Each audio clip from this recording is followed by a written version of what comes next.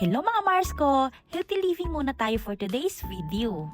Ito na naman si ate girl nyo. Magbabawas muna tayo ng taba sa katawan kasi parang hindi na kaya dalhin eh.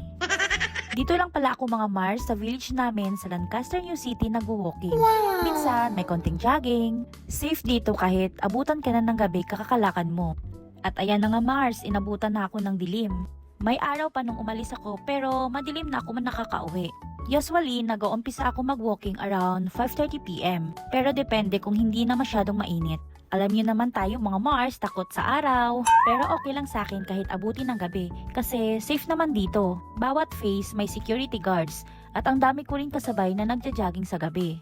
Kasi nga naman, mas malamig at presko.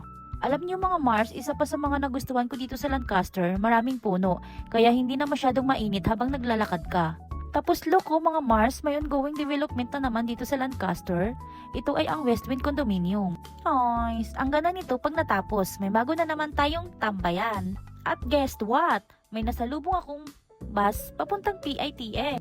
O diba? Asan ka pa? Lalabas ka lang sa face mo, may masasakyan ka na papuntang Manila.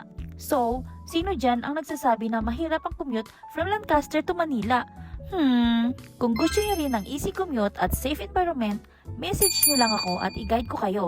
So ayan na mga Mars, bye bye muna for now. Kita-kits ulit sa next video. Thank you sa panonood!